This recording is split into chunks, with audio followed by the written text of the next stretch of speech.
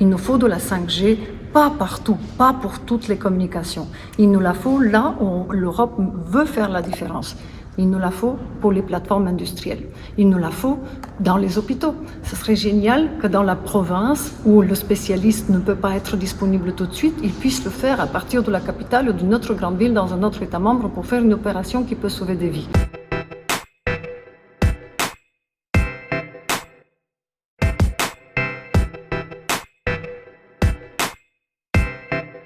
D'abord, ça fait 2 ans que nous travaillons avec tous les États membres sur la 5G.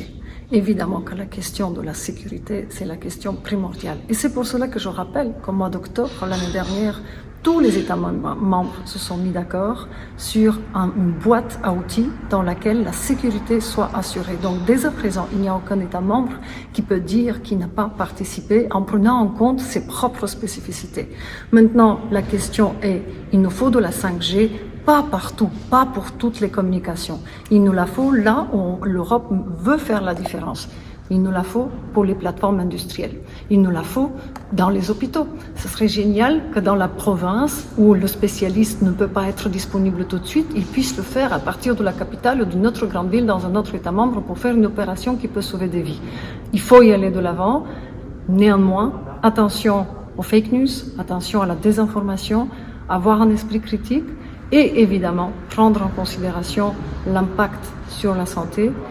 Et pour cela, nous avons des données au niveau européen qui nous permettent de dire qu'il n'y a pas de peur. Mais cela passe donc par un effort qui est à la fois lié à l'éducation, à l'esprit critique, mais aussi à notre avenir. Parce que là où l'Europe a une chance de gagner, ce n'est plus la bataille avec les données personnelles et ce qu'on appelle les plateformes B2C, mais dans les B2B, l'industrie, la santé. Et on a tous vu avec la crise combien ces questions sont importantes pour nous.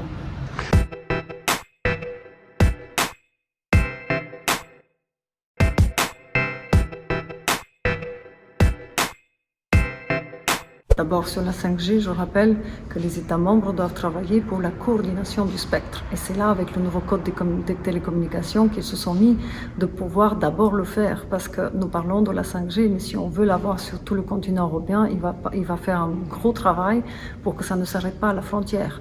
Et évidemment qu'au moment où on va avancer avec les États membres, toutes ces questions-là sont déjà prises en considération. Encore une fois, ça fait 1 an que les États membres ont travaillé ensemble, la boîte à outils est là, toutes les mesures de sécurité ont été introduites par chacun des représentants des États membres.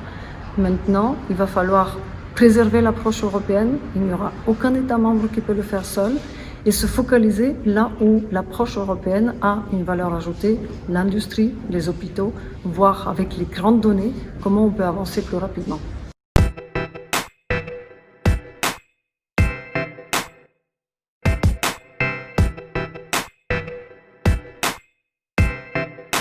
Personne ne sait où est-ce que la prochaine licorne va être née. Ce qui est sûr, c'est qu'en Europe, nous avons un potentiel.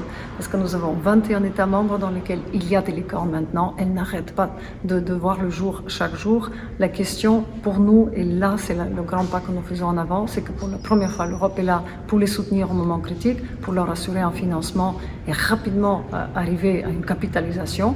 Et c'est pour cela que le Conseil européen de l'innovation a des résultats très encourageants. En quelques mois, 5 000 entreprises soutenues, plus de 4 milliards d'investissements en capital relevés. Sur ces bons exemples, je ne peux que me réjouir qu'il y aura d'autres.